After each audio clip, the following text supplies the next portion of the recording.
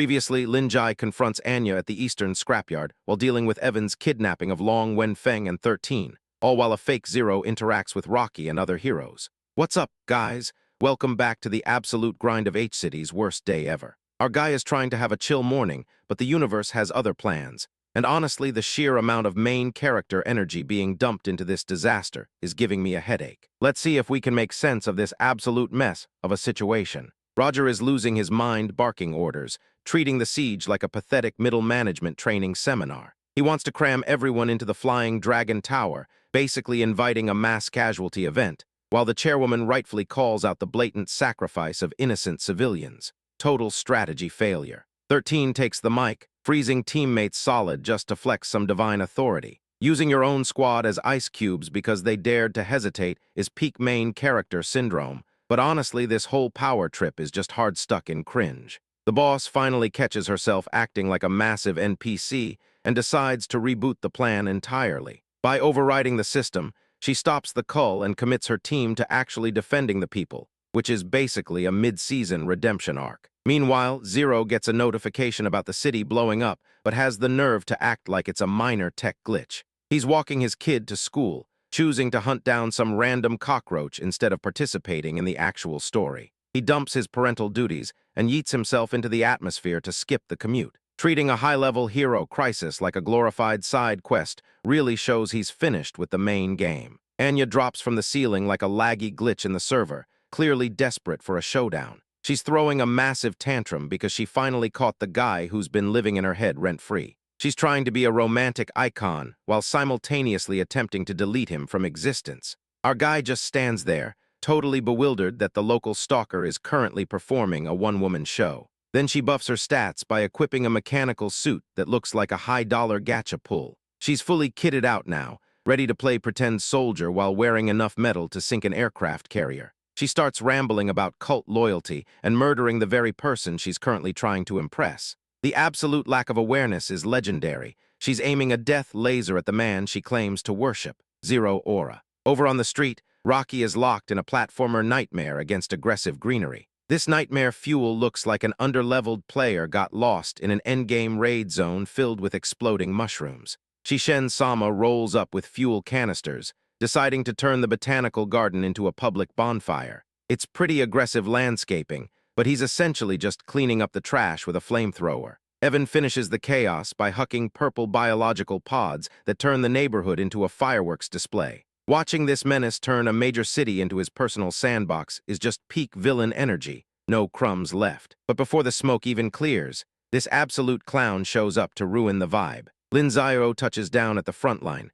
immediately clocking this tower as an all-you-can-eat buffet for these purple mushroom mobs. It is an absolute trash heap of slime and bad vibes, but our guy looks like he is just here to blaze through a tutorial quest. Before the weeds can so much as twitch, the Ice Queen companion hits the freeze frame button like she is pausing a sweaty lobby to grab a snack. Her blade work is tidy, but let's be real, this is basically just glorified pest control. Meanwhile, back in the plaza, some random clown is trying to pass himself off as the main boss, and the NPCs are actually glazing this fraud. The mastermind clearly thinks he is the center of the world, despite rocking the aura of a stage magician fresh off a failed trick. The local guards try to slap some cuffs on this bargain bin antagonist, but he is dodging those holy beams like he is playing a rhythm game on low-frame settings. Watching these hero wannabes get outpaced by a guy pulling moves from a discount bin is just painful. Ratioed. Caught in the pressure, the imposter just rips a hole in the sky because his plot armor demands a quick exit.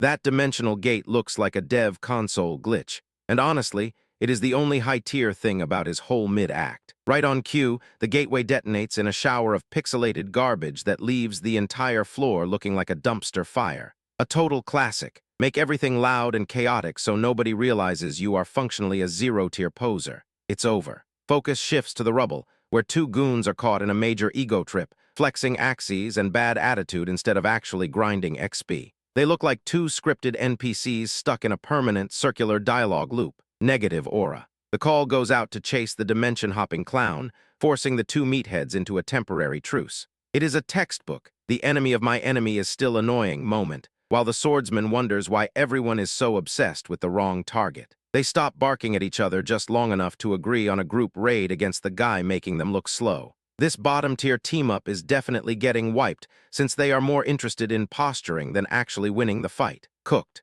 Tucked away in a quiet alley, the protagonist is forced into a game of lethal dodgeball. From the shadows, a winged lady drops from the ceiling, ready to force a boss-level encounter on someone she thinks is just a low-level obstacle. She catches a massive energy blast in those mechanical wings like she is sweeping dust off a counter, which is a wild flex for someone who usually relies on gimmicks. We are entering the annoyingly op bracket, and the fight just went from a side quest to a real problem. She basically implies he just needs to be deleted from the server to satisfy her cult leader obsession. That energy sphere in her hand is vibrating like a broken bug zapper, and you can tell she is dying to click the uninstall button on his face. After a warning shot hits nothing, he decides to settle things with a clean hook to the jaw. Seeing her start to bleed takes the shine off her ego real fast, proving she can definitely be brought down to 0 health. Standing over the downed fighter, the surgeon delivers a cold remark about taking a permanent nap before landing a finishing stab.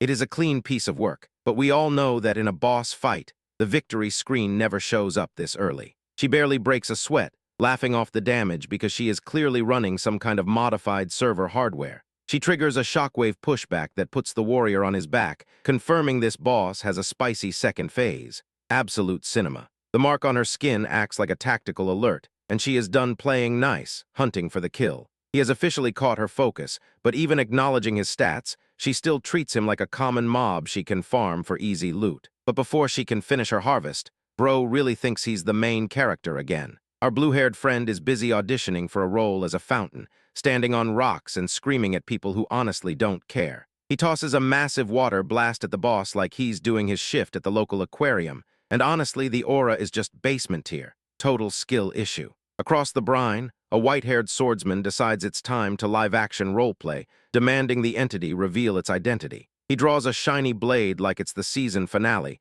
but he's just pulling up to this boss fight like a tourist at a buffet. Classic NPC energy. He starts spamming glowing projectiles with a script that sounds like he's trying to pass a theater audition. It's supposed to be divine judgment, but it's just a light show doing less actual damage than a wet paper towel. Pure negative aura. After landing a slash that just tickled his target, the swordsman tries to wrap his foe in magical chains to force an unmasking. He's acting high-end mighty, but the entity ignores the whole thing, leaving him looking like he just fumbled the easiest boss mechanic in the game. Cooked. Suddenly, we cut to an alley where our guy decides to test the structural integrity of the wall with his face, courtesy of a pink-haired lady and her massive spiked club. She thinks she's dropped a final boss with that special move, but she's hard stuck in the tutorial zone. She stands over the crater panting like she just finished a marathon after one single swing, convinced the job is done. It's adorable that she thinks she landed a hit that actually mattered. We love a deluded queen. Our hero climbs out of the pile of rubble like he's waking up from a nap,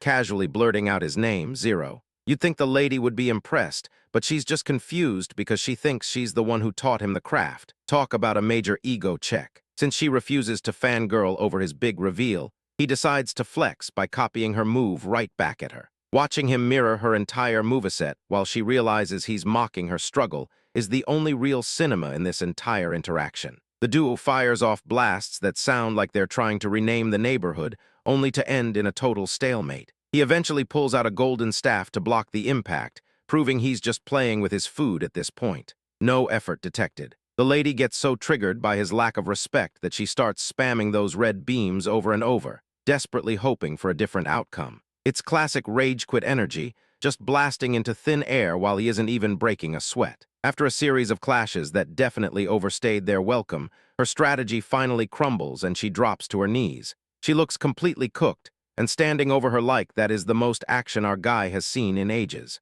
Ratioed. As the street starts to give up on existing, he finally grabs her to stop the explosions, mostly because he's got somewhere better to be. There's a bigger, cockroach-like threat brewing in the background, making this street-level brawl feel like a total waste of bandwidth. We're moving on. But before he can bounce, this whole interaction is about to get absolutely cooked. Lin Jai drops the civilian routine, revealing he is actually the legendary Zero. Poor Anya hits the brakes on her entire agenda, realizing she just tried to hunt a god-tier final boss for a total side quest. Negative aura levels are off the charts. Meanwhile, the pilot at Flying Dragon Tower is basically playing a dumpster fire version of a gacha simulator. He shoves a giant metal suit into the field to clear out some weeds, hacking at plant mobs like a man trying to trim a hedge with a butter knife. The repair bill is already looking catastrophic. Rocky is out here doing his best impression of a human catapult for the tower assault. He punts a totally terrified recruit directly into the danger zone, not even checking for fall damage.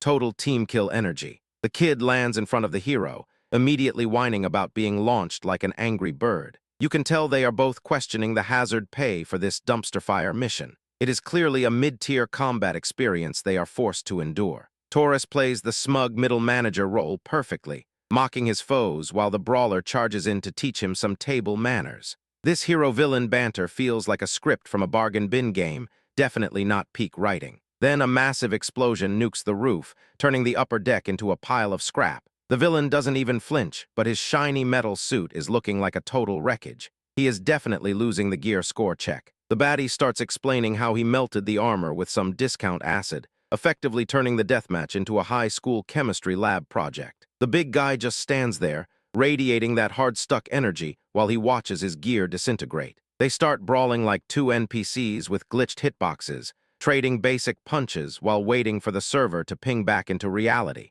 It is a slow-motion disaster that would make even a speedrunner quit the lobby. Turns out the antagonist has a passive ability that scales off his opponent's damage, which is just lazy balancing devs being lazy. He lands a solid jab, proving that even a F-tier villain can fake main character energy if their defense buffs are broken. Shifting to the mushroom menace, our lady hero is busy trying to scrub away the threat with a purification stick. She is fighting for her life with basically a glorified kitchen whisk, which is definitely the fastest way to get yourself deleted. She finally realizes she brought a hair dryer to a gunfight and panics like a Bronze League player reaching the boss stage. She quickly swaps to her actual firearm, desperate to keep the mushroom monster from snowballing any harder. The bullets just ricochet off the target's thick hide, confirming she is absolutely finished. Watching her get batted aside like a fly is a textbook display of a fumbled bag. With 0 options and her stats hitting the floor, she pings the big brother figure for an emergency carry. It is the classic "please come fix my mistakes" request that usually marks the end of a very bad day. Suddenly, the dark mode legend enters the field, covering the tower in enough static to make everyone's hair stand up. The villain finally stops the yapping, realizing he just wandered into a level 99 raid boss encounter with 0 prep. Bro is about to turn this entire raid into a masterclass on how to get absolutely cooked. 0 kicks things off looking like he just speedrun a quest and has 0 patience for your complaints. The crowd is vibrating between sheer terror and fanboy tier awe, proving the man has maxed out his aura stats. Then this overgrown tree decides to pull a stunt, yeeting a brawler into the clouds like he's trash tier loot. Our guy blinks across the screen for a clutch save, while the antagonist grins like a griefing lobby camper. A flaming shrubbery the size of a skyscraper towers over the map, and when the main boss asks for sacrifices, his squad realizes they are woefully underleveled. The city looks like a micro-scaled playset under this thing's shadow. Our resident punchy boy dumps his entire kit into a single strike that barely tickles a leaf. The plant just heals faster than a rage quitter resets his stats. Smashing the keyboard clearly isn't meta right now. Realizing physical damage is a total skill issue, the protagonist starts carving through the lumber like he's trimming a bonsai. He's grinding hard, but the boss has an infinite health bar that makes his DPS look mid. The rest of the party calls it and dips out on rocket boots, leaving the heavy lifting to the only person with the build to survive. He stays behind to deal with the weed while everyone else makes a run for it. Watching from a safe distance, the brawler is drowning in an identity crisis, while a blonde teammate wonders if this is even a winnable scenario. A divine tree spawning in your kitchen is definitely a game-breaking design flaw. The realization hits that 5 years of sweaty grinding basically turned him into a floor-tier spectator. He is hard stuck in the role of the backup narrator, while the villain plays admin from the rafters. Losing his cool, our guy swaps to his 0th form and treats this apocalyptic lobby wipe like a side quest. He is clearly skipping the tutorial to start speedrunning the endgame content. He drops a massive slash that detonates the scenery, making it look like he just deleted the game files. The boss keeps cackling, which is never a great sign for your victory screen. The plant is just a giant battery soaking up his energy to overclock its own growth. Turns out they aren't fighting a boss mob, but a literal infinite loop of bad luck. The antagonist reveals this weed is draining the entire local ecosystem to fuel its growth spurt. Tired of the city becoming an unintended snack, the legend finally draws his true kit. The weapon shifts into a Crimson Slayer blade that makes his previous equipment look like a starter zone common item. It is finally time to see what this thing does when it stops playing nice. As the blade hits its third form, the air turns icy with bloodlust and the villain's smirk finally evaporates. It is officially over for the boss. Our guy is done playing around. But then Bro's aura immediately evaporated, and let's just say he got absolutely cooked instead.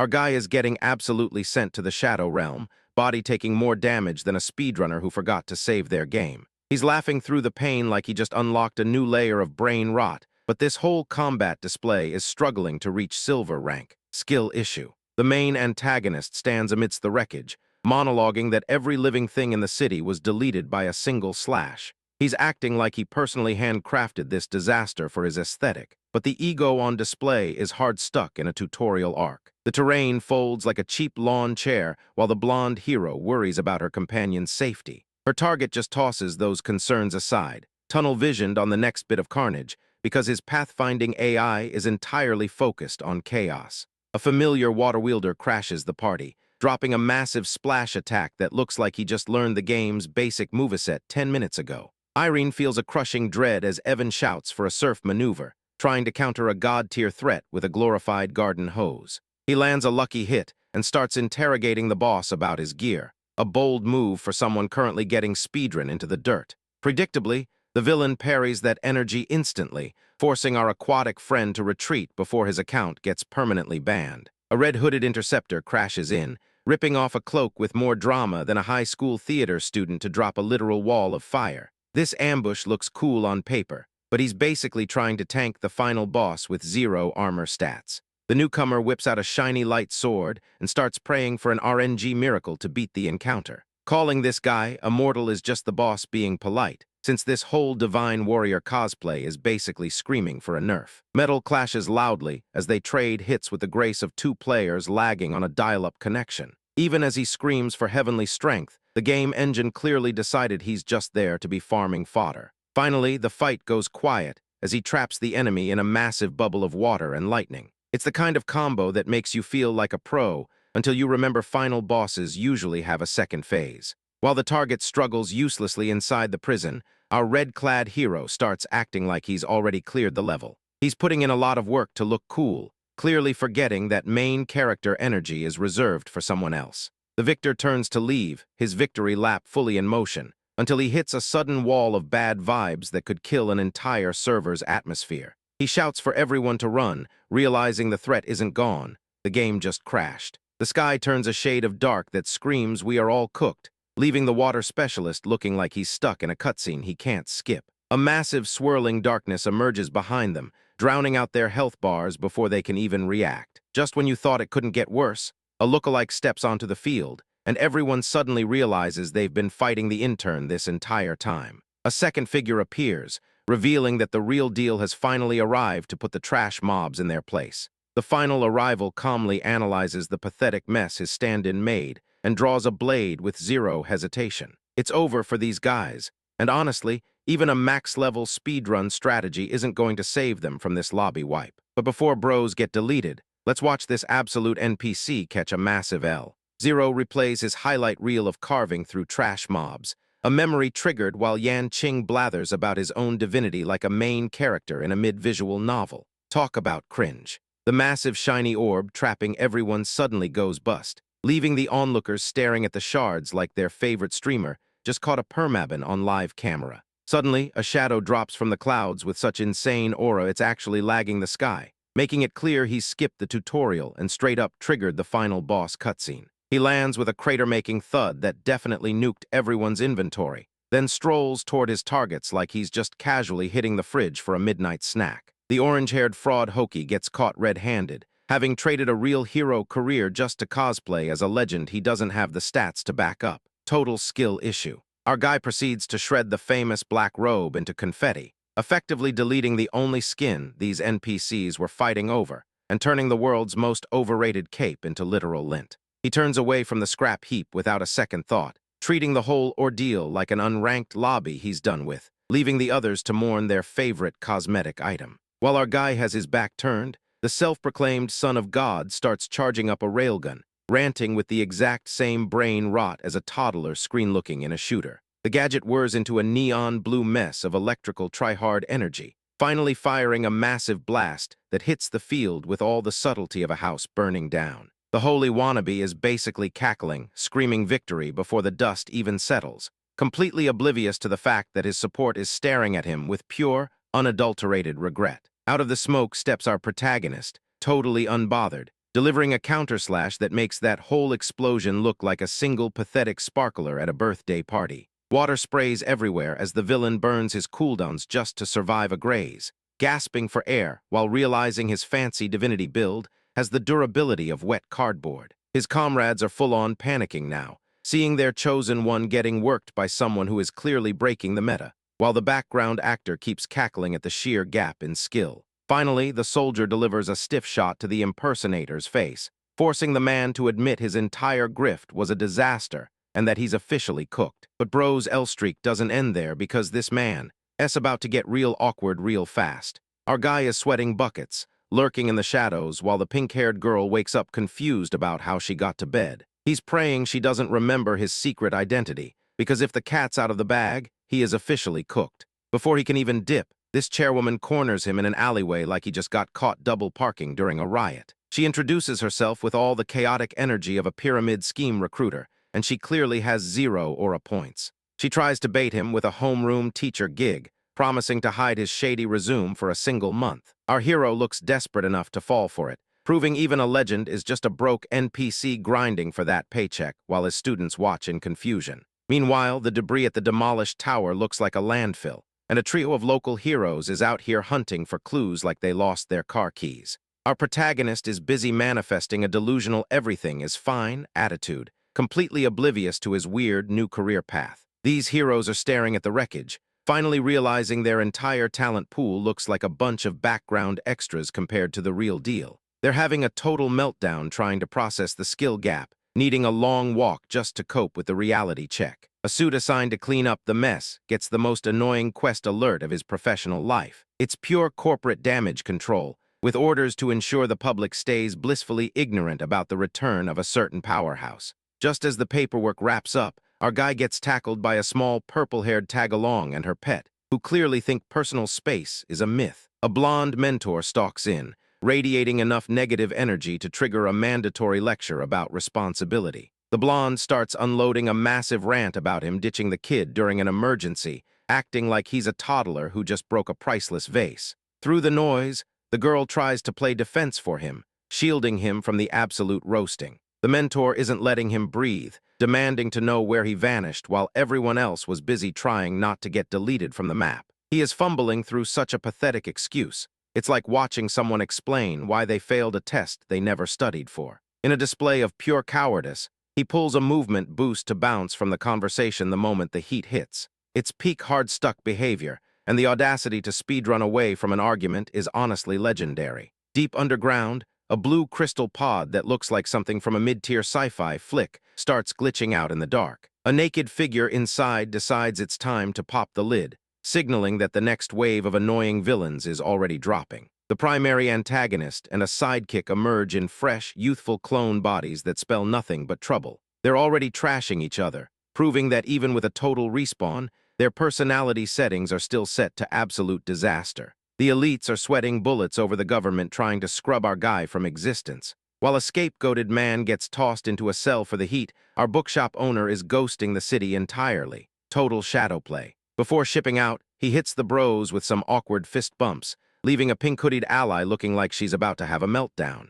It's a classic speedrun departure, leaving a wake of stressed NPCs while his 13-themed companion bails on the farewell. He finally touches down on this luxury cruiser, eyeing the pool deck like it's a high-tier loot drop. The dude is immediately abusing the hospitality bots, demanding snacks because he's convinced this vacation is basically bricked without his spicy sticks and soda. Just when he thinks he's off-network, his associate pops up, having somehow gamed a raffle to sneak into this instance. The guy even dragged along a sentient houseplant nightmare, landing as a total jump scare to our guy. A random monk crashes the vibe, looking like he's grinding for the most mid-side quest giver achievement. He's out here pulling the classic spiritual shakedown routine, acting like the protagonist's chill energy is some kind of cursed debuff he needs to fix. This dude claims he's from a famous sect, but admits he has literally zero idea where his own temple was started. It's a gigafumble of his own lore, making his supposed holy background look like a budget reskin of a starter pack NPC. He keeps trying to diagnose a karma debt that doesn't exist, peddling fake sutras like he's running a predatory telemarketing booth. He's pushing this hard-stuck energy way too much for a guy whose only real skill is yapping for profit.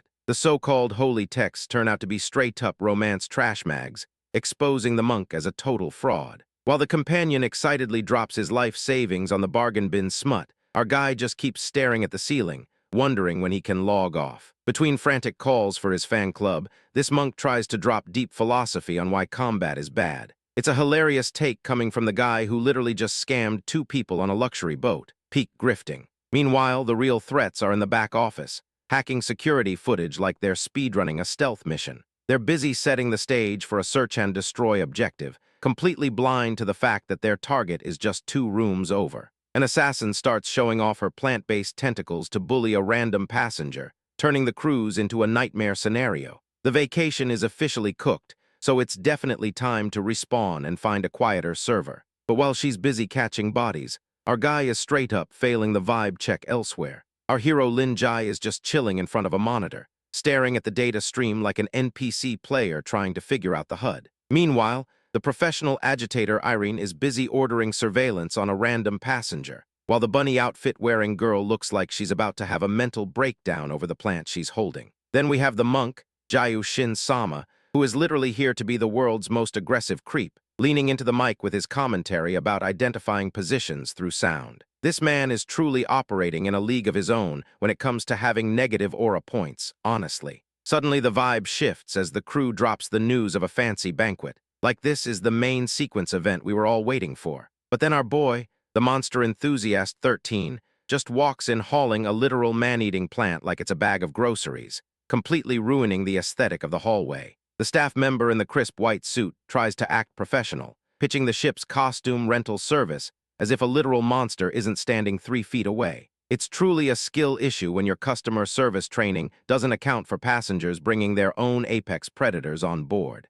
We get introduced to Miku, who's basically the ship's OS, and then the captain steps in. The admiral looks like he's been through every war since the dawn of time, and he's standing there ready to provide full support while our group of misfits just tries not to trigger any red flags. The captain doesn't even blink, immediately calling everyone out for their reputations, which is honestly the biggest boss move of the day. The monk tries to size him up, but he's just outclassed by a guy in a military uniform who has actual authority compared to his scam artist energy. When the captain starts listing off who they are, the monk immediately pivots, trying to sell spiritual redemption packages to the war hero as if he's hawking cheap trading cards. Lin Jai is just staring at the futuristic tech, completely distracted by the potential for high-tier waifu holograms like a true gamer. The Admiral's eyes widen, recognizing our guy in 13. The monk keeps yapping about karma, totally missing the boat.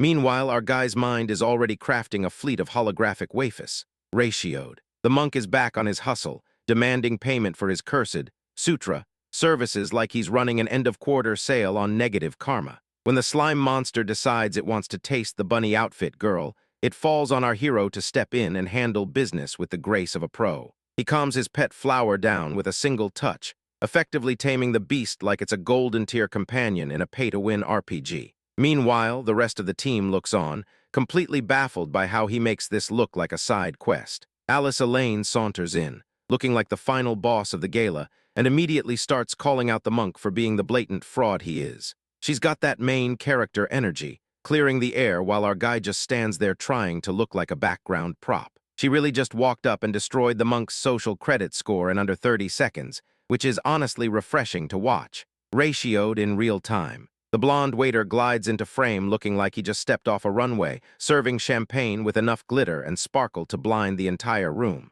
The ladies are absolutely losing it over his Shishen appeal, which is just fancy speak for being a professionally charming gigolo. The monk is literally getting ignored by everyone, proving that even a legendary scam artist is useless in the face of a guy who can pour drinks really, really well. Our guy just takes the champagne, enjoying the show like he's watching a high-budget theater performance. Alice Elaine isn't even hiding her crush.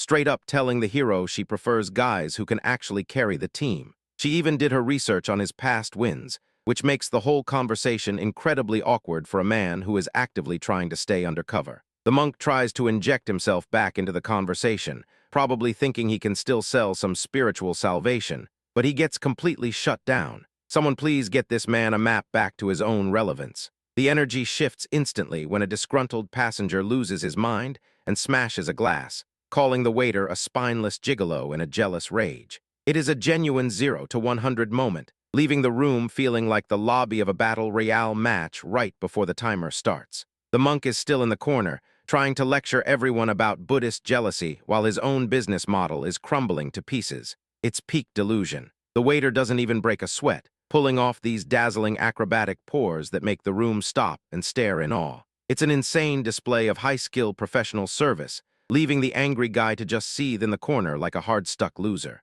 Our protagonist is literally just a spectator now, enjoying the show and probably thinking about how to keep his secret identity while surrounded by people who are all constantly performing. It's a circus, and he's the only one not juggling. But honestly, chat, that piece is about to get absolutely cooked by some major clown energy. The pink-haired instigator is foaming at the mouth, trying to start a brawl while our guy just looks bored. The suited elitist is losing his cool, clearly fumbling the bag against a chill protagonist. Negative aura. Suddenly, someone chucks a bar of soap, and the suited guy makes a clean catch with his staff like he's playing a mini-game. The blonde attendant is just thankful nobody started a real fight. The tension hits a brick wall when a legendary instructor waltzes in to suggest a change of scenery. Watching the bully realize his career is about to be speedrun into the ground is pure cinema. Absolute skill issue. The veteran lets his prey scurry off, proving even gods don't waste time on trash mobs. Everyone's yapping about his past war stats, suggesting he's got more hidden power-ups than the whole ship combined. The crowd starts dissecting his weird fighting style, basically calling his hygiene-based technique a game-breaking exploit. It's hilarious watching them rationalize how a literal projectile soap bar is an S-tier tactical move. Peak brain rot. Flashbacks prove the guy once forced enemies to fetch cleaning supplies before nuking them with giant energy spikes. It's the kind of overkill move you only pull when you haven't touched grass in a decade. The blue-haired girl starts poking our protagonist for ignoring her, completely blind to the mission happening in the background. If he wasn't so busy trying to stay a background NPC, he'd realize his Riz stats are cracked. Meanwhile, the pink-haired loudmouth is busy gossiping about some side character named Rod, obsessed with why our hero is totally clout immune. Bro's social battery is permanently at 0%. Hard stuck. Our hero finds the lady sunbathing on the deck to check if her curse powers are still on vacation. Their casual chat is a masterclass in dodging expectations, while the rest of the crew waits for the next global disaster. Everything gets weird because the instructor and his monk buddy return looking like they just lost a lipstick-off contest. Before they can explain, the whole screen gets hit with a heavy fog that screams major debuff incoming. Within seconds, the signal hits rock bottom and the satellites basically just give up on life. Watching them stare at their useless phones is the definition of getting completely ratioed by a sudden world event. It's over. But before we check the damage, look at this NPC trying to save face. President Aoyang is out here performing the most low-effort damage control in the banquet hall, acting like a little light fog is just normal ship behavior. Our guy just stands there smirking, already knowing the entire setup is a massive skill issue. The crowd rushes the windows to see the sky glitching out like a poorly optimized game engine. Even the navigator looks like he's having total hardware failure, while this weather radiates negative aura, debuffing everyone's sanity meters. They've officially glitched into some fantasy side quest where flying dolphins are just vibing in the air. Because why not? This place has less logic than a fever dream, like the devs just dumped random assets here. Turns out they hit a secret map location, and the mercenary woman is catching heat for hanging out with a merfolk back in the day. The balding monk is relentlessly glazing her love life while she turns betread, desperately wishing she could just respawn elsewhere. Rocky is absolutely cooking the leader at the podium, calling out the blatant deception about their destination like a gamer in a lobby full of NPCs. The man who used to be the world's most cracked hero starts catching a migraine, his own black history hitting harder than a final boss phase. Anya is straight up chilling on the railing, talking about mass murder like she's deciding what's for dinner. She's staring at those legendary scales like she's checking their drop rate, wondering how much chaos she could farm if everyone just kicked the bucket. Professor Chin and his companion decide to break into the protagonist's cabin for an unwanted interrogation, demanding a lore dump on a war that ended years ago. He reluctantly stammers through the official story, trying to keep the peace while the monk interrupts to debunk every word. The narrative shifts from heroic triumph to corporate grind in record time as the truth about the murdered envoy drops. Our protagonist is realizing he was basically just a hired goon for a bunch of suits, and his entire career is looking FDR right about now. The reveal hits that the World Serpent was just a desperate countermove to a massive humanity-led massacre. It turns out he was fighting for the wrong side the whole time, effectively turning his hero arc into one giant, unintentional war crime. The irony is reaching terminal velocity, realizing there were no good guys in this disaster. He starts laughing at the sheer absurdity, fully broken, while his companion just cries her eyes out over the absolute state of the world. When the professor tries to drop some deep spiritual wisdom to soothe the soul, our guy is just over it and wants to crash. The monk seems perfectly content staying mortal, clearly deciding the human world has way better vibes for his personal lifestyle. Irene delivers the classic invitation that leads our boy directly into a room filled with every heavy hitter on the boat. It's like stepping into a final boss arena, but instead of a fight, it feels like a mandatory corporate team-building event from hell. Anya instantly gloms onto him for no reason, clearly trying to add him to her personal collection while Red looms in the background with maximum negative aura. The room is so packed with fighters it's practically a sumo tournament, and our guy just looks like he wants to disconnect from the entire server. But before Bro can even hit the exit, the vibes get absolutely cooked by a new problem. Rocky demands an explanation for why they're hauling around a death trap like the glowing pink scale of the local dragon god, but he's met with a wall of silence. The pink-haired instigator just giggles on the sidelines like this is a wholesome prank instead of an invitation to get vaporized. 13 looks around the deck and realizes they've accidentally speedrun themselves into the literal underworld of the merfolk, even though everything seemed normal just yesterday. Lin Jai starts spiraling because he knows exactly how deep in the hole this sabotage really goes. A heated debate breaks out over whether to dump the cursed loot or keep it, but the skeptical ally refuses to stop questioning the plan. They settle on the realization that they're completely screwed either way, so they might as well gear up for an inevitable boss fight. In the middle of the night, the argument over the artifact hits a low point, and the guy holding it just pieces out to catch some sleep before his classes. Meanwhile, our protagonist starts scheming to investigate the higher-ups behind everyone's back, hoping to avoid being a total background NPC. Over the next 48 hours, the cruise ship drifts through peaceful waters that are definitely too quiet for this kind of game. Just as the suspicion hits an all-time high, a massive fleet of terrifying warships appears on the horizon to end the vacation. The ocean fills with giant, goose-shaped metal monstrosities that sound like the worst traffic jam in history. Faceless soldiers with ridiculous headgear materialize out of thin air, looking like they stepped straight out of a budget tutorial level. The blonde crew member tries to rally the ship,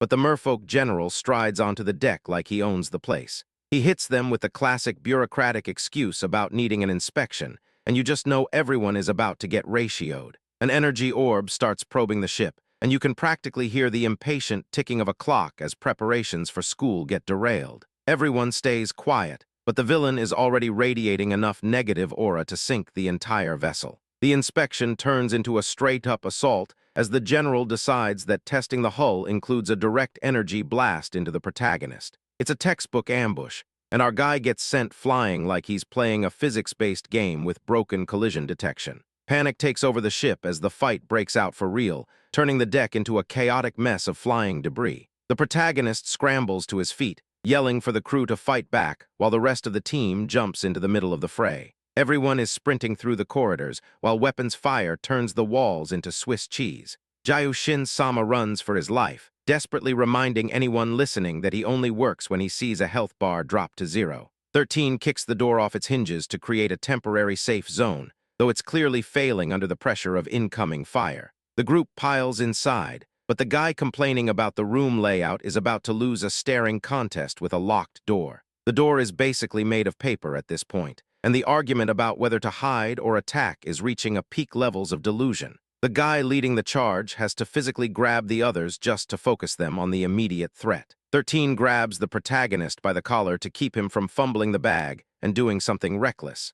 As the enemies finally blast the doorway open, the desperation hitting the group is palpable, and the situation is well beyond cooked. In a final, pathetic attempt to reset the agrometer, the protagonist tries to claim he's dating the local princess. The monsters pause for half a second, but then they immediately go back to trying to end him because diplomacy is clearly not the winning strategy here. Anyway, bro was about to get deleted until our girl crashed the party with maximum aura. Anya, our resident chainsaw enthusiast, is speedrunning these mooks while her bunny-eared sidekick floats nearby like a UI mascot that glitched out of the menu. She's absolutely shredding the competition, leaving us wondering if she forgot this is a combat encounter and not a landscaping gig. Ratioed. The massacre continues as the blade wielder buffs her kill count, while the local fish general watches from the sidelines, realizing his ambush strategy fumbled the bag. Poor Miss Dong looks like she's about to have a mental breakdown, clearly questioning why her career path led her into this high-level raid zone.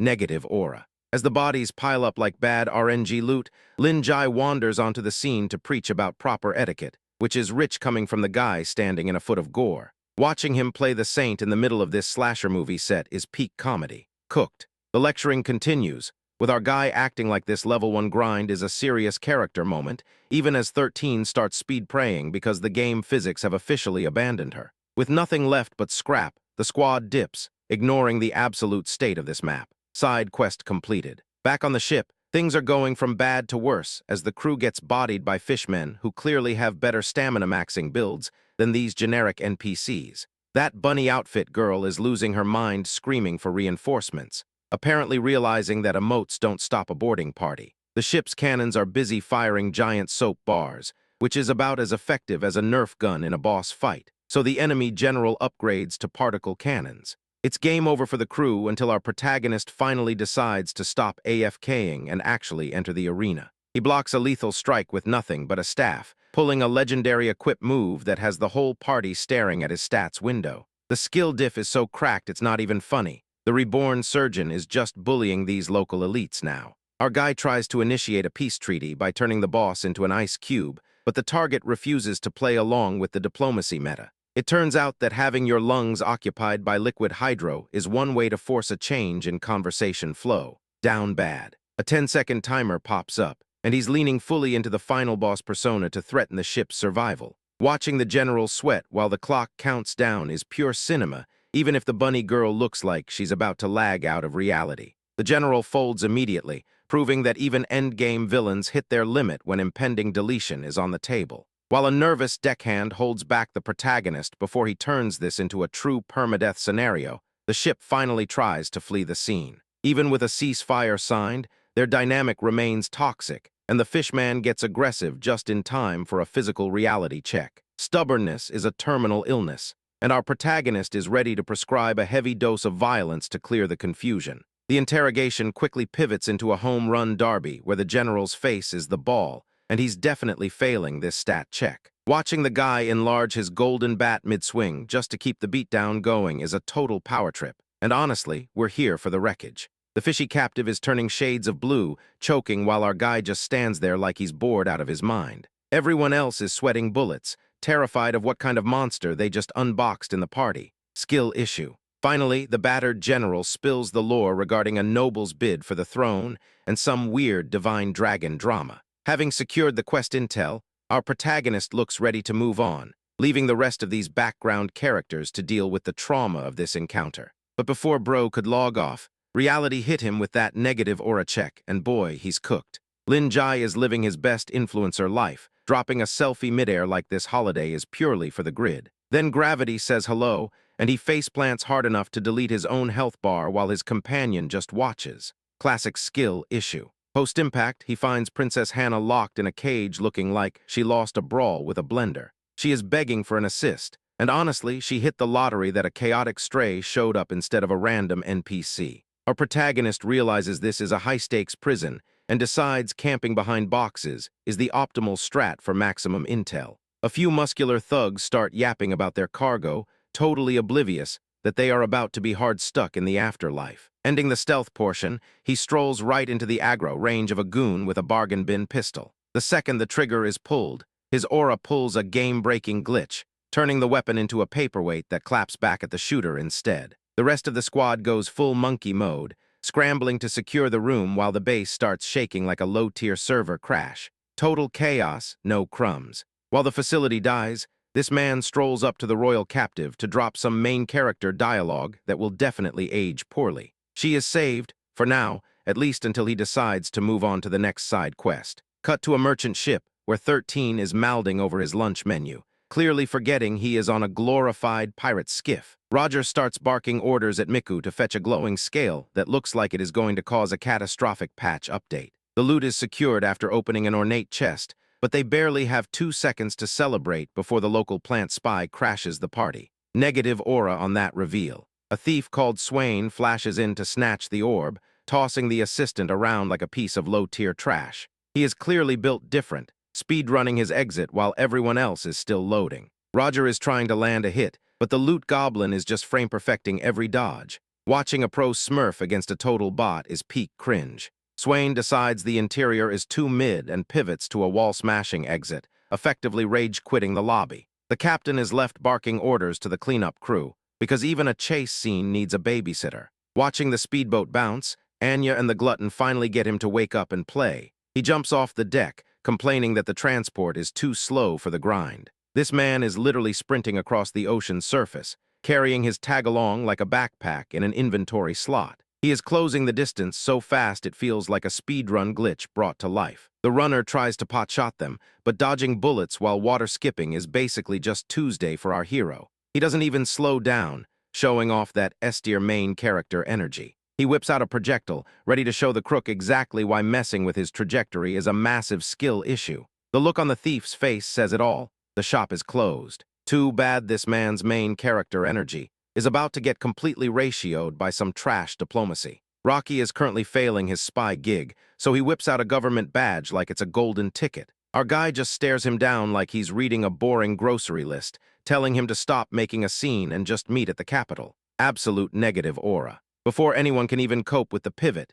the protagonist grabs the snitch and his buddy, launching them into the stratosphere like he's testing rocket physics for fun. They're basically human missiles now, flying toward the finish line with zero respect for gravity or personal dignity. Back at the office, Xiang watches the monitors and whines that he has to unseal his limiter to handle the chase. It's some mid-tier manager energy, acting like a little light work is a total system crash. The strategist orders his staff to gear up with jetpacks so they can cut off our party later. He thinks he's playing 4D chess, but he's just a nameless NPC lurking in the background of someone else's main quest. Total skill issue. The trio hits a sandy beach looking absolutely cooked, their stomachs doing backflips from the high-speed travel. While the spy is doing the worm in the dirt begging for a boat, our lead just laughs at him for being motion sick. Talk about a walk of shame energy. As they argue about the lack of local transport, a giant red fin slices through the surf like a hot knife through butter. The vibes definitely aren't a weekend getaway anymore.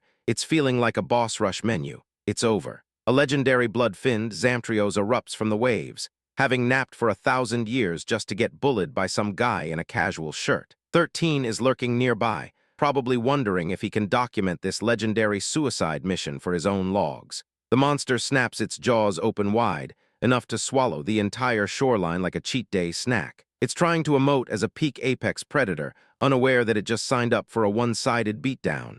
Ratioed. Ignoring every shred of common sense, the hero sprints headfirst toward the beast's giant forehead. His companion is losing his mind in the back, but at this point, our lead has clearly accepted his identity as a certified combat junkie. He suddenly triggers a power-up, ballooning his foot to house-sized proportions before slamming it into the shark's snout. A massive impact echo ripples out, basically hitting the factory reset button on the big fish. Cinema. The shockwave hits so hard the prehistoric beast enters an involuntary spin cycle before crashing into the blue. It's a total wipeout, and the monster now looks less like a legendary encounter and more like a confused pet. We're so back. Angered by the disrespect, the creature bites a chunk out of the scenery, prompting our guy to land on its slime-covered nose. He's prepping another strike, totally unbothered that he's riding a giant, tooth-filled blender. A non-stop barrage of hits follows as he sprints across the creature's back, turning this apex predator into a literal punching bag. It's a relentless combo,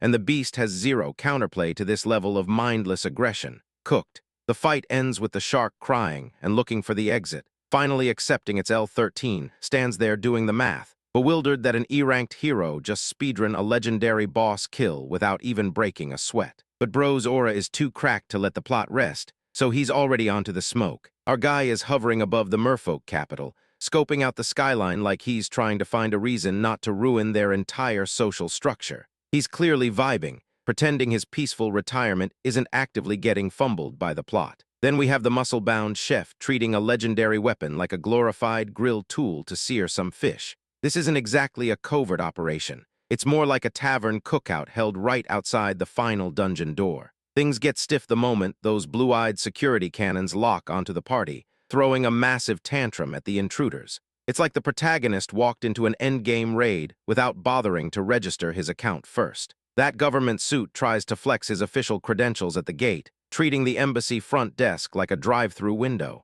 Meanwhile, the local commander gets pinged about the trespassers and immediately regrets taking the shift. The boss man looks absolutely rocked by the notification, realizing a top-tier player just checked into his lobby. He starts mashing the buttons to fortify the perimeter, clearly sweat-maxing to avoid getting ratioed on his own turf. Dumping that mount like a piece of high-tier junk, the squad slinks through the gate with a shiny scale. It's peak main character energy to bypass security with a literal glitch in the system. Suddenly splitting the squad, the rogue decides to go on a separate adventure while the others handle the lobby chores. He's speedrunning toward the highest spire, completely ghosting the rest of the crew. Walking into the embassy is like hitting the DMV of the ocean floor, where the lead diplomat treats their arrival like a bureaucratic inconvenience. He's just looking for the paperwork to verify they aren't here to break the server. Watching the suit scroll through that combat dossier is pure cinema, as he realizes he's dealing with a walking disaster zone. The guy is essentially checking the stats of an S-tier wrecking ball and finding out it's off the charts. Tucked away in the secure briefing room, the government agent springs the trap, forcing our guy into an unwanted rescue side quest. It's the classic scam where you sign up for a favor and end up carrying the whole race's survival. The protagonist startles the room, openly mouthing about his inability to finish off the enemy fleet earlier. He's still craving that sweet combat XP while the agent tries to focus on the mission mechanics. Back in the palace corridors, the infiltrator is playing a high-stakes stealth sim, waiting for the guard rotation to finally give him a window. He's definitely feeling the pressure of being solo after ditching the squad. He reaches the door and straight up yells for the princess, which is basically the exact opposite of how stealth works. Nothing says tactical extraction like announcing your presence to every guard in the royal hallway. The door swings wide to show the royal target looking completely blindsided, her composure shattering instantly. Seeing an old friend is probably the last thing she expected in this depressing palace arc. She pulls him into a desperate hug,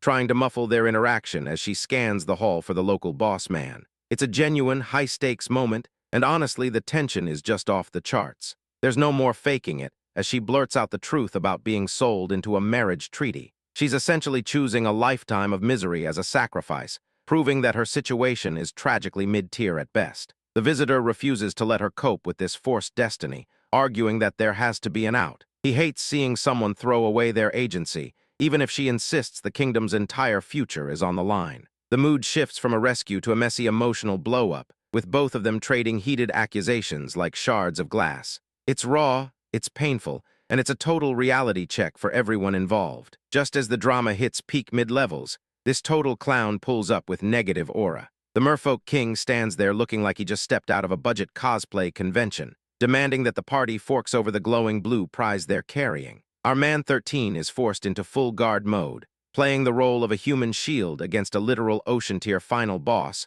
who clearly has no respect for social distancing. Hannah isn't having any of it though, standing tall and trying to use her royal status to flex on a guy who obviously stopped caring about laws 5 levels ago. It's a bold strategy to declare a trial while currently being cornered, but her main character energy is currently being hard-countered by the villain's glaring lack of chill. The monarch decides talking is for NPCs and lunges with a spear that looks like it has more reach than the game's broken hitboxes.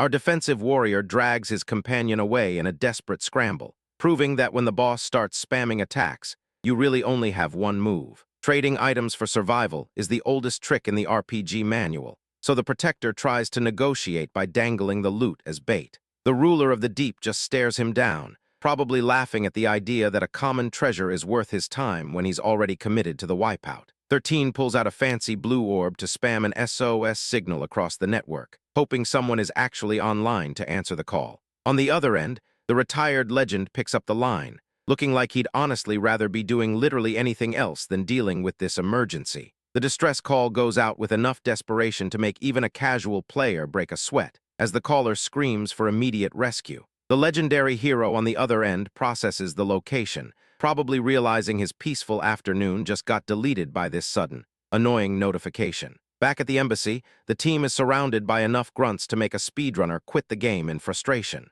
Lin Jai doesn't blink, opting to abandon the main structure and start his trek to the objective, because his duty call maxing routine clearly outweighs the risks of leaving the perimeter unguarded. The battle at the palace ruins has already taken a toll, leaving the defender wiping blood off his face, while the king keeps the banter going. It's the classic taunt from an over-leveled opponent who thinks you're just a minor inconvenience worth clearing off his screen. The villain finally decides to stop testing the waters and starts casting a heavy-hit ability that's going to wreck the local geography. Our guy on the ground prepares for the hit, praying his armor stats are actually as high as he thinks they are. He somehow tanks the hit without getting sent to the respawn screen, but he's looking like he put all his points into HP while ignoring defense. The royal girl is busy trying to patch him up with whatever heal spell equivalent she has on her bar, while the enemy gives them one final offer that definitely has strings attached. 13 isn't backing down, doubling down on the fact that his backup is on the way even if it sounds like a massive bluff. The king takes the act of defiance as his cue to initiate a permanent execution command,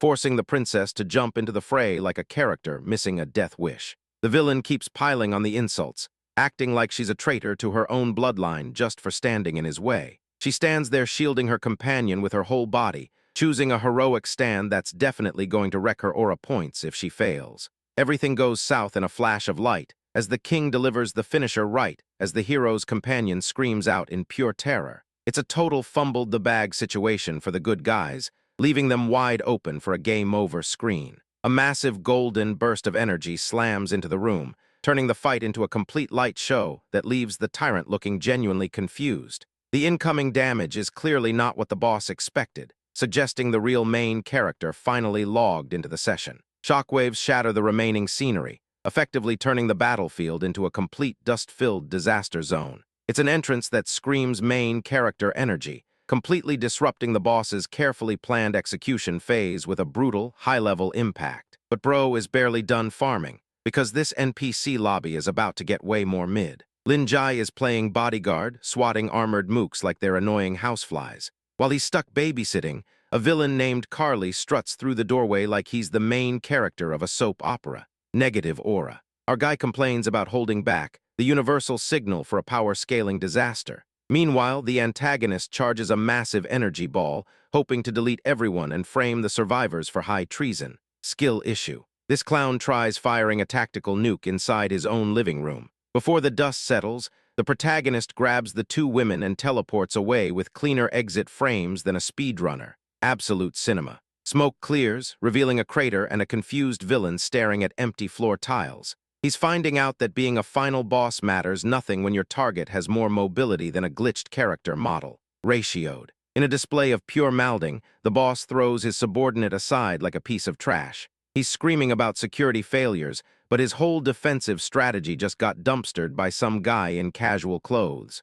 Cooked. Now he's doing high-speed laps around these hallways, turning the palace into a frantic manhunt. He's mass alerting the city guards, basically admitting he got outplayed by the intruders he let through his own front door. Brain rot. High above the city, reality sets in as our guy is free-falling with Hannah in his arms. It's a literal drop test, with the princess screaming her head off while they plummet toward the pavement at terminal velocity. Down horrendous. They hit the ground with enough force to rearrange the city's floor plan, leaving a massive crater. The locals are losing their minds because seeing their royal air crash land into a sidewalk wasn't on today's itinerary. No shot. With stamina bars depleted, they still scramble to the rooftops for a frantic city sprint. The blue-haired girl acting as their escort is trying to keep pace, but they're already surrounded by an army with zero interest in a snack break. Hard stuck. Arrows fly everywhere while the hero's old wounds protest the frantic pace. The girl behind him begs for a breather, but since there's zero loot in standing still, the sprint button stays permanently jammed down.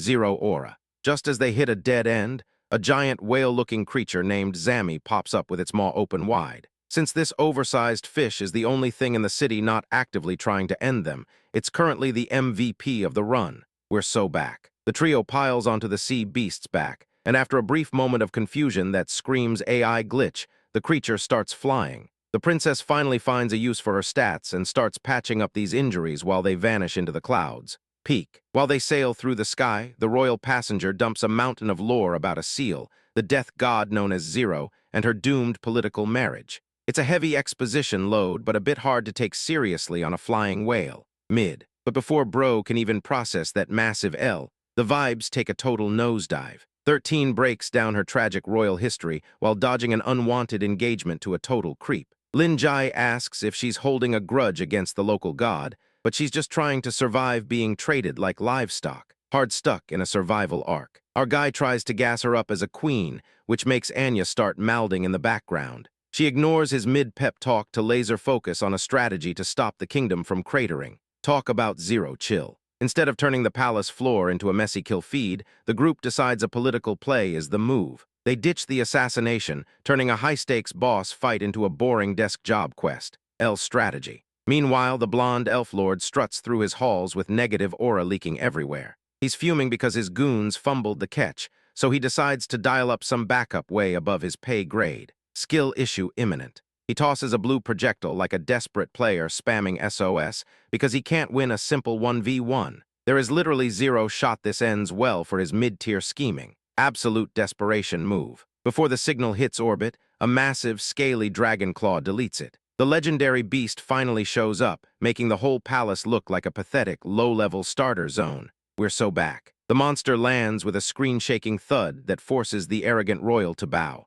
It's clear the guy is just a side character, praying the final boss doesn't delete him for wasting its time. Total aura deficit. The elf confesses he lost his lucky charm to a human, and the Giga Dragon responds with a roar of pure toxicity. Its partner is officially a fraud, and the heavy hitter is ready to pull the plug. Completely cooked. In a display of peak delusion, the elf tries to leverage more army support despite currently getting ratioed by the legend he summoned. Attempting to threaten a deity is a massive brain rot moment. It's over. The beast eventually tosses a golden command token, settling for a one-shot fix-it deal before violence occurs. It's the ultimate, clean your act up in 3 days ultimatum for a total failure. Imagine needing a lifeline from your boss. Now he has 72 hours to return the stolen goods or his entire existence gets speedrun to zero. He thinks he's playing 4D chess, but he's just staring at his own ticking expiration timer. Main character energy? Not even close. The dragon vanishes, leaving the elf cackling like a clown who thinks he pulled an S-tier play.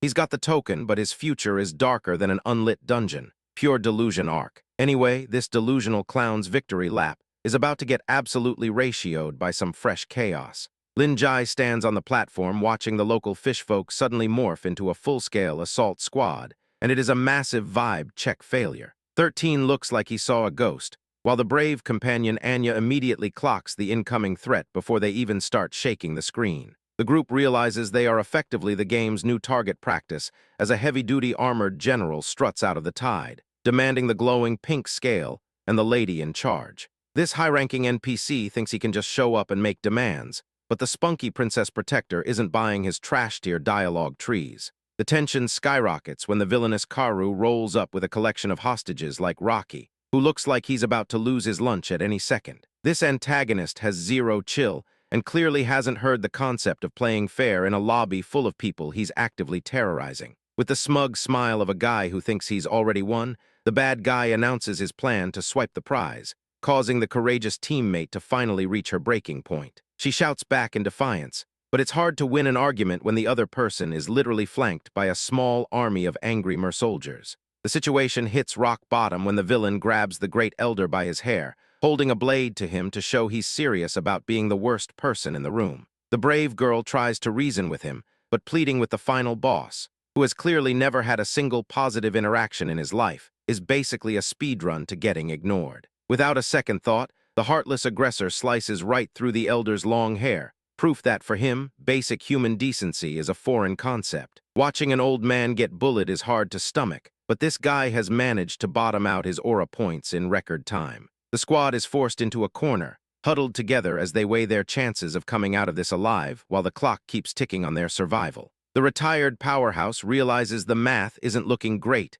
and decides he needs to be the one to orchestrate a major pivot if they want to avoid a full-scale war. 13 decides he's done being a spectator and volunteers to tank all the incoming damage, promising to burn his own energy to keep the others safe. The former legend accepts the offer because he knows deep down that someone has to play the distraction while he does the real heavy lifting behind the scenes. The man who once carried the world on his shoulders declares he's ready to solo the entire enemy force, even if the odds are stacked against him like a rigged casino. He asks if his buddy trusts the plan, but his panicked ally just looks like she's already preparing for the funeral arrangements. They seal the deal with a quick fist bump, transforming the entire mission into a high-stakes heist where everything is on the line. One will handle the talking, while the other prepares to slip past the defenses and break the hostages out of this prison of a battlefield. Negotiations begin with the arrogant warlord, and surprisingly, our guy manages to trick him into agreeing on an exchange at the city gates. He's playing 4D chess while the villain is still struggling through the tutorial arc, and for now, it seems like the bluff is actually going to land. The Mer army finally parts ways to clear the lane, letting the princess make her exit while holding a heavy box that surely isn't filled with anything explosive. Watching the main force peel away feels like clearing a difficult level, but stay alert, because he's still right in the jaws of the danger zone. The loyal protector activates his movement powers to snag the girl and dip out of the map at top speed, moving like he's got a massive speed hack active. They are hitting the exit button, while the lone hero stays behind to act as the ultimate distraction for an entire legion. Before fully slipping away, the companion drops one last piece of intel about a secret path to the palace, leaving the lone wolf to face the entire tide alone. He watches them leave with a slight smirk, ready to see if his solo play can survive the incoming storm without a single backup save. Anyway, Bro's solo run is about to get cooked the second he crashes that party. Our guy crashes into Atlantis with a splash, demands Karu free the hostages. Karu wants the scale first, ratioed. Without waiting for a counteroffer, he triggers a massive explosion that sends the enemy scrambling like ants in a rainstorm. A helpful blonde ally named Anya confirms the hostages are secured, while the rotund captive in the middle of the mess starts whining about being used as bait for the 100th time. The rescued civilian celebrates because they finally get to stop playing the victim, while our man brushes off the enemy's trash talk about power levels. He fires up some shiny new gear that makes his basic stats look like child's play, proving he's ready to make this whole army feel like a skill issue. The team decides to split the loot, with the support lead pulling the civilians away to safety, while the loyal Karuka heads off to defend the perimeter. That leaves our guy alone in the drink with a massive swarm of aquatic cannon fodder, laughing while the odds drop to 0. He grabs a polearm and starts batting away shark-looking monsters like he's clearing out a pile of digital trash in a starter zone. Every swing is basically a casual chore, and he's clearly treating this high-stakes raid like he's just doing some mindless inventory farm. He turns into a human blender, spinning his weapon in wide, lazy arcs that create shockwaves strong enough to launch the entire mob into orbit. There's a manic grin plastered on his face, though honestly, getting bodied by a broom-wielding hero is a new low even for these mooks. The local fortress commander panics and orders the magic cannons to light the area up with heavy fire. Our guy just dances through the incoming explosions like it's a rhythm game, making the high-tech weaponry look like it was bought at a discount store. He charges straight for the enemy command deck, dodging artillery fire so fast the gunners are basically just shooting at a ghost. He's already making jokes about cooking up a fresh fish soup, and the commander looks ready to log off and delete his character. Needing more reach, he calls for his signature oversized blade to materialize, and the massive metal block appears in his hands like a divine delivery. It's peak main character energy to summon a 2-ton toothpick just to deal with some glorified aquarium equipment. He drops a single swing that turns the artillery platform into a pile of scrap metal and ocean foam. The commander sits in the smoke praying he's finished, but one look at the debris tells him this fight is nowhere near over. He dives into the water and starts closing the distance like a torpedo, causing the command staff to realize their big cannons are useless at point-blank range. It's hard to justify calling in air support when your target is literally standing right there in the splash zone. The sea erupts as the commander deploys the emergency boss mob, hoping a giant monster can actually land a hit. The water churns with massive splashes, but they're just summoning more XP for our guy to farm. 2 colossal dragons rise up, breathing heavy and ready to rumble, but they're just bigger targets in the end. He zooms toward the first beast and lands a blow that probably feels exactly like a mountain falling on its head. He's bouncing between these dragon-shaped health bars, landing precise strikes that turn their tough scales into cracked porcelain. The combat is fluid, fast, and honestly, the monsters look like they're regretting the day they were spawned in this zone. With one final, heavy-handed motion,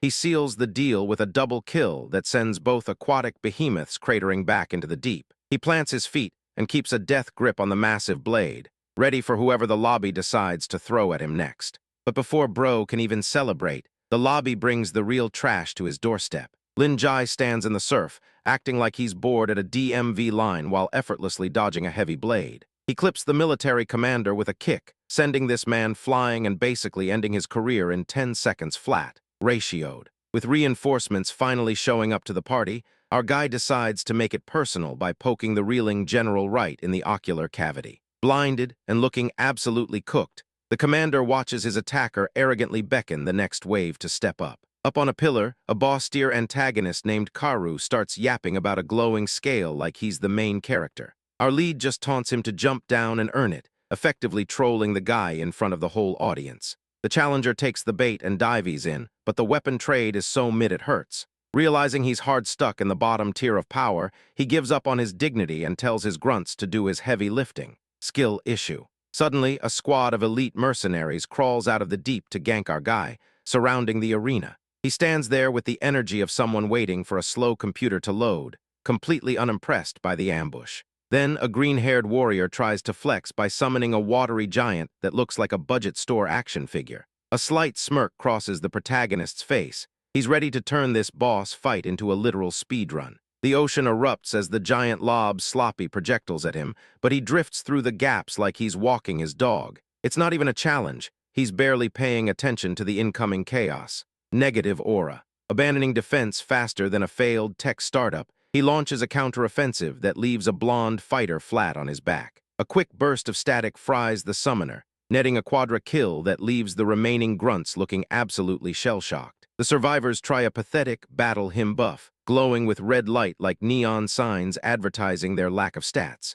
He watches their little light show with total apathy, proving that flashy macros can't fix a massive gear gap. The merfolk commander tries a desperate clone trick, flooding the horizon with copies to mask his own mid-tier playstyle. It's just target practice for our guy, who flick dodges every single strike like he's doing a daily quest. He decides he needs a souvenir, snatching a golden staff from a warrior with the ease of a schoolyard bully. He drops a joke about returning it later, basically acting like this high-stakes war is just practice mode. Using the stolen weapon to swat the giant aside, he offers a condescending lecture on why sheer size doesn't make you a raid-ready threat. He secures the pentakill and wipes the board cleaner than a factory reset. As the green-haired girl tries a sneaky revenge hit, an older warrior intercepts with a desperate punch to the shoulder. Our guy barely registers the tap, busy roasting the girl for being a total NPC who wandered into a fight she's already lost. Anyway, this man doesn't have time for her mid-antics, because the real boss fight hits different. Lin Jai effortlessly sidesteps a neon trident strike that looks more like a toddler's play fight than a boss encounter. Total skill issue on delivery. That trident swing had negative aura written all over it. 13 jumps into the fray, screeching at the void like he's actually doing something besides taking up space. Meanwhile, the princess is kneeling in the dirt, busy apologizing for being an absolute NPC. Talk about a useless support build. The Golden King starts spamming blue energy birds, treating a life-or-death duel like a mid-tier firework display. He thinks he's playing 4D chess, but he's really just outputting pathetic chip damage. Absolute cope. Our guy swings his oversized black blade and shatters the entire scenery just to compensate for his shaky aim. It's a classic move. Destroy the neighborhood so the audience ignores your missed hits. Typical brute force merchant. Blue energy is flapping around him like a broken glow stick trapped in a blender. If looking like a chaotic disco ball was a stat, he'd be grinding that XP hard. Seriously, stop the yapping and fight. His tormentor tanks the blast like a stiff breeze and claims the fight is just warming up. Our secondary hero is sweating bullets while the swordsman keeps talking trash his combat logs can't back up. Pure cinema in the worst way. Things turn into a total dumpster fire as the royal hostage gets snatched by the opposing team. A literal tsunami is rising in the background, signaling that these side characters are about to get cooked. We are so far from a win condition. The attack lands, launching our guy into the ocean like a corrupted save file you forgot existed. It's a massive L for the good guys, and the villains are already celebrating a speedrun they haven't finished yet. Ratioed. Just when you think the lobby is closed, the princess spawns out of nowhere to catch the final blow. She's definitely gunning for that martyr status achievement, which is a questionable choice for someone with base-level stats. What a play. She activates a bargain bin glowing orb, trying to speedrun a heroic sacrifice nobody even voted for. The villain starts screeching about treason, but she's tunnel-visioned on her own dramatic main character moment. Someone needs to nerf her inventory. The moment she fires her big move, the swordsman jumps in, getting skewered like a sad shish kebab. It's the worst teamwork I've ever seen, a total fumble of the bag that leaves everyone reeling. Disaster build. Tears are flowing while the magical trinket enters full-blown rage mode, which is basically just desperate button mashing at this point. He stays focused on her being a total dummy, 2 NPCs stuck waiting for a respawn. It's over. The earth is literally cracking under the pressure of their failing offensive, while the villain roars for blood. It's high-tier villain maxing, where they think they've already reached the final credits. Honestly, the boss is just loud. The legend touches down, acting like he just strolled through the front door of a bad disaster movie. He spots the mess, glances at the glowing jewelry, and wonders why everyone is so obsessed with playing with expensive rocks. Boss energy. But honestly, this absolute clown show is just getting started, because it's already looking cooked. Karu is throwing a literal tantrum in the sky, firing off a summoning spell that looks like a desperate attempt to call an Uber at 3 a.m. Up on the ledge, 13 is watching this cosmic nonsense unfold, clearly realizing he didn't sign up for this level of brain rot. The rubble gives way, and a massive dragon god rips through reality, while the crowd stands there providing absolute NPC energy by just screaming at the sky. This final boss looks like it took a wrong turn from a better show, leaving our side character witnesses looking like total background filler. The spellcaster tries to bark orders at the scaly beast like she's training a puppy, but Lin Jai just drifts into the frame and starts yapping like they're old drinking buddies. That absolute lack of respect ends with the divine entity backhanding his summoner straight into the shadow realm. Ratioed. The Lizard King starts chirping threats at the party, and our trembling buddy is shaking once again like he's about to faint from the sheer pressure. Meanwhile, the lead protagonist steps into the spotlight, completely unbothered by the cosmic threat that's supposed to be intimidating. 0 aura points for the dragon. He rockets forward at physics-defying speeds, leaving a trail of fire that screams main character energy rather than anything resembling a human being. The creature's face instantly shifts from aquatic king to confused fanboy who realizes he's just bumped into his old boss. Classic skill issue. Striking a pose that says he's simply built differently, the reborn surgeon welcomes his divine guest, while those draconic pupils go wide with panic. You can practically see the beast's internal logs crashing as he realizes his worst nightmare has officially entered the server. The apex predator drops to his knees to beg for mercy, calling our guy Zero-sama, which is a massive downgrade that has the observers absolutely mouthing. Their big bad final boss is nothing more than a glorified fanboy with an identity crisis. We're so back. The massive reptile is out here begging for his reverse scale back like he's returning an overdue library book, and the entire vibe is just painfully lackluster. The protagonist starts roasting the legend of the dragon's wrath, turning a high-stakes myth into an absolute circus performance. The grumpy lizard roars at his former user to quit yapping, orders his entire army to bounce, and proceeds to ghost the chat. The lead just stands there smirking, winning the encounter without breaking a single sweat because that's just how he operates. As the flying lizard makes a tactical retreat, the blue-haired villainess loses her marbles, providing the only real entertainment of her entire mid-arc. The hero just cracks a joke about how his own overwhelming beauty probably scared the creature off, because obviously, he's the only one who matters. The sidekick tries to play detective and demand an explanation, but the screen cuts to a montage of bad guys getting locked away in Supermax. The Merfolk Kingdom finally stops panicking, letting the protagonist return to his quiet, god-tier grinding session, peak cinema. But that piece is mid as hell, and bro is about to get absolutely cooked by reality. Lin Jai is absolutely losing his mind, slamming his fist into a desk because the Messianic army just decided to turn a routine cruise into their own personal hostage crisis. Between the incoherent yelling and the demand for a shiny scale, he looks more like a frustrated gamer trying to cancel a subscription than a grand supreme hero. Ratioed. Stepping onto the ship, he finds a pink-haired girl busy trolling an old man who is sweating bullets from pure terror.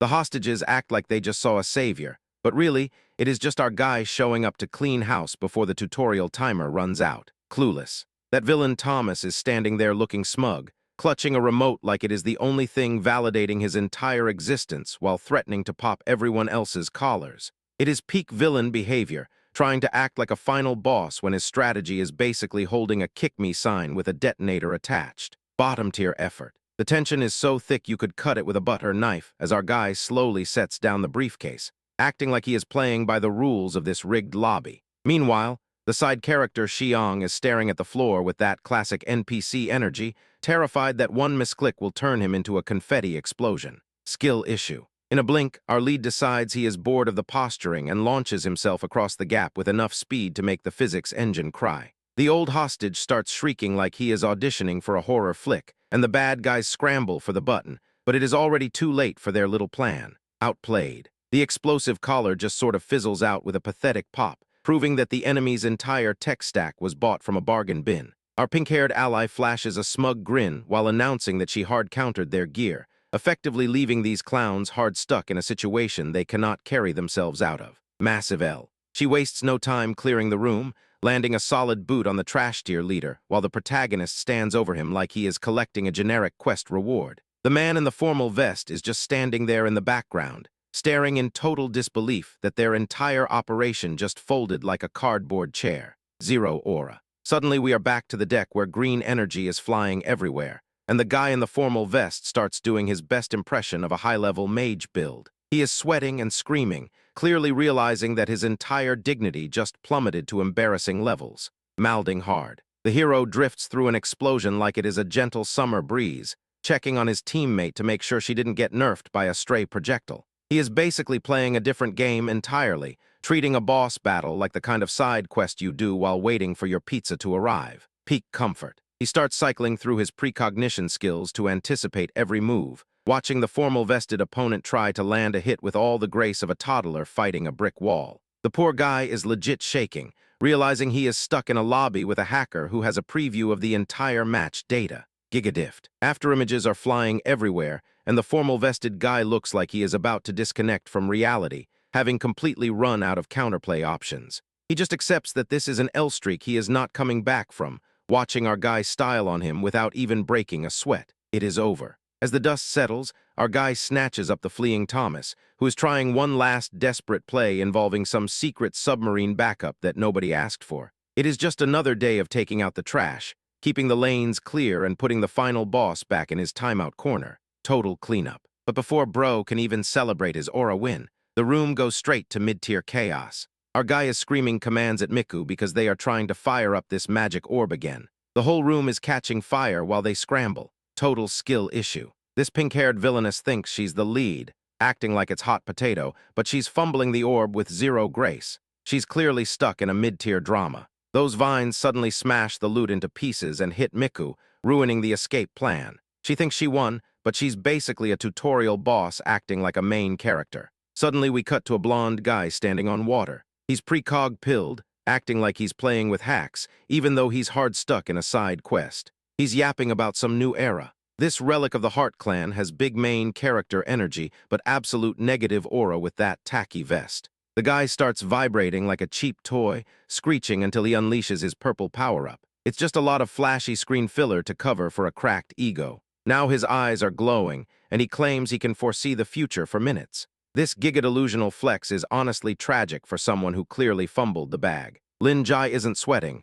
He's just analyzing the frame data to punish the guy's shin, belly, and face. He's speedrunning this duel like a veteran. The hero tries to sidestep the future sight, but still eats a massive hit to the face. He might be cooked if he keeps tanking blows like that. Reality hits the blonde boy hard. Even with perfect prediction, his reaction time is dial-up speed. The guy is getting ratioed by sheer movement. With one final, cracked swing, our lead drops him and forces a surrender. The villain went from a big boss to a wet paper towel instantly. Looking at the loser crying about his army, he just sighs at how cringe modern youth are. It's over, and he's clearly ready for a snack. Anyway, before he could even grab a fry, this absolute mid-tier disaster began unfolding, chat. Things immediately go south as a blue-haired support character gets hopelessly tangled in some hostile greenery. Watching her panic while a high-ranking authority figure loses his mind in the background is the ultimate negative aura moment. A veteran trying to assist actually realizes his entire kit is useless against these weeds,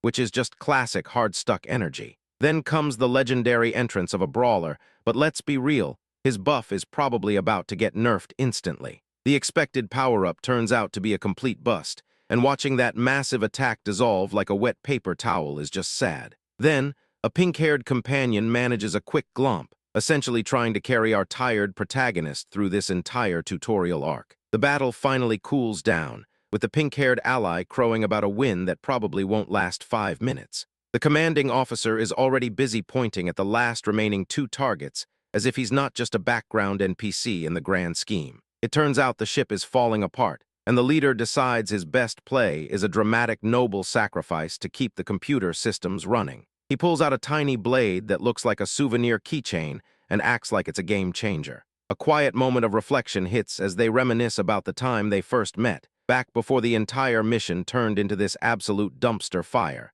The sidekick vows to keep the ship safe, which is cute considering it clearly doesn't have much of a future. The alarms act as the final boss's wake-up call, and the ship begins to shake itself to pieces while our guy is left scrambling behind the scenes. Acceptance of a total loss is the only play left on this crumbling stage. After all the yelling about a heroic end, our guy just decides to carry everyone out of the burning wreckage in one go. It's like watching someone hit the respawn button right before the server crashes. Safe from the immediate fire, the party takes a breather to look back at the last 15 years of bad decisions and missed connections. In the distance, the brawler is still pinging off the walls of the flames like a glitched AI unit. The ally starts yapping about villains and brainwashing, acting like she just cracked the code to this whole mid-tier storyline. Meanwhile, our guy just stands there, probably wondering if there's a canteen near the exit of this instance. Finally, the strategy lead brings up a retreat to the underwater base, because apparently this whole surface-level drama was just a warm-up for another trip to the deep.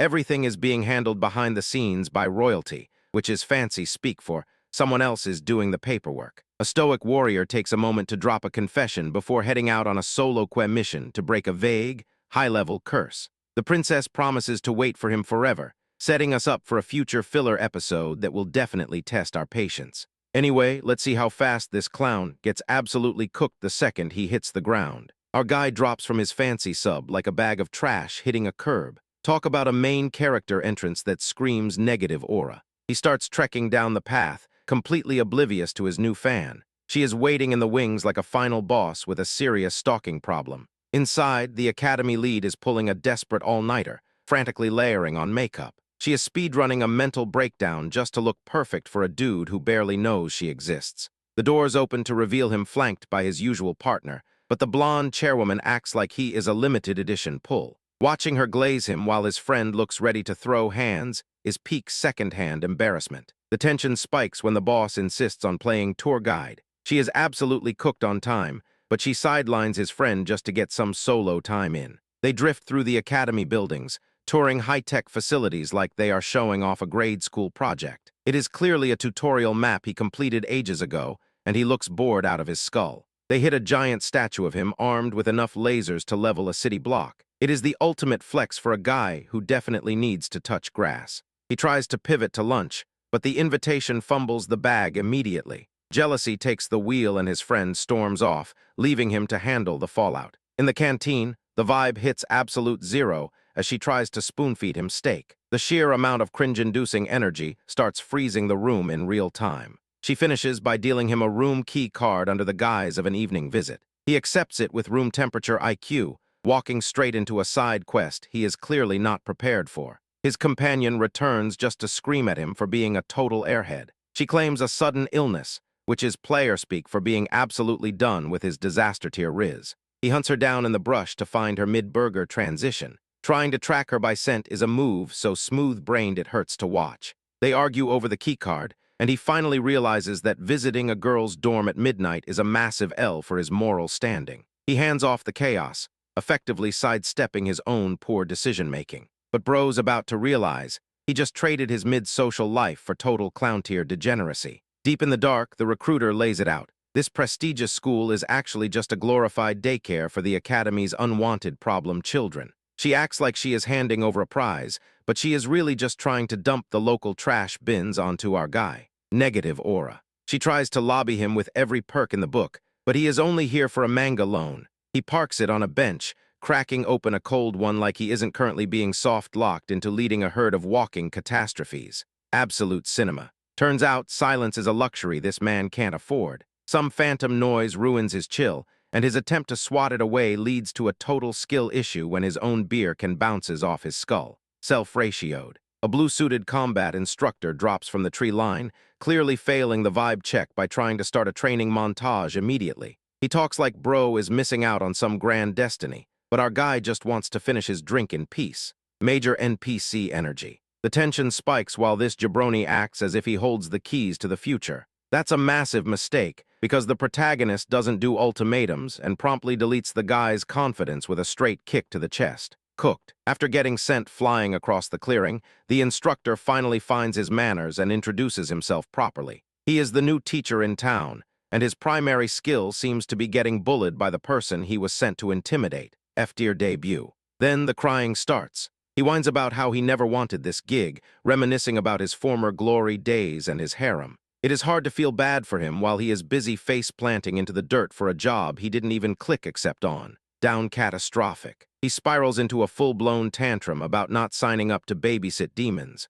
Watching a grown man screech about his lost status because he has to work for a paycheck is some truly next-level pathetic energy. We are malding. Our protagonist offers a single, brutal chance to exit the conversation. Survive 10 seconds of a brawl to end the tutorial arc early. It is the ultimate speedrun tactic to force the guy to quit his yapping. Smart play. The match begins, but the teacher immediately scraps the rules to launch a cheap shot before the countdown finishes. He knows he's getting absolutely clowned on if this were a fair fight. Playing dirty is just his way of coping. He starts parkouring across the trees and sprinting over the water, screaming about his own speed to avoid the inevitable. It is tough to sell yourself as an elite instructor when your entire strategy is just refusing to take the L hard stuck in panic mode. The game changes the second the protagonist whips out a hidden extendable spear from thin air to block the path. You can actually see the exact frame where the teacher realizes he picked a fight with the final boss. No shot. The weapon lands with clinical precision,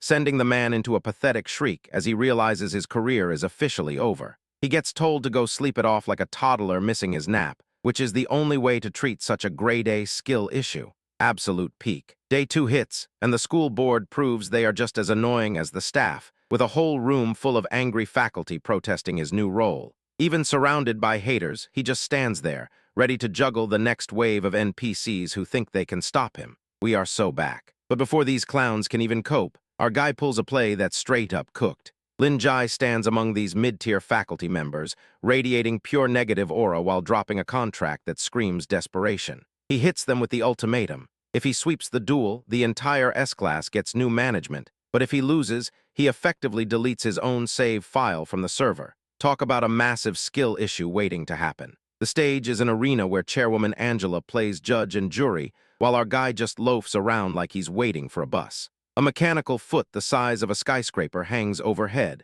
but he's just standing there with main character energy, acting like he forgot his grocery list. The timer hits 0, and the whole class immediately turns a training session into a messy street brawl. A pink-haired student and his buddy Justin rush in, but our protagonist stays completely still, treating their high-tier abilities like a mild summer breeze. Total NPC behavior. Instead of dodging, he reaches into his pocket and manifests a golden staff, pulling the ultimate, "I'm barely trying" flex. He slams that thing into the dirt, cratering the floor and proving his build is completely broken. Absolute cinema. Watching him spin the staff to send everyone flying is like watching an S-tier boss bully some spawn point mobs. The sound effects are just background noise to the clinic he's running, and let's be real, these attackers are getting cooked. They're basically training dummies at this point. It's a masterclass in ruining everyone's afternoon, as he cycles through basic strikes that somehow look like pro wrestling finishers. Every stomp is precision engineered to make these students regret ever logging into this match.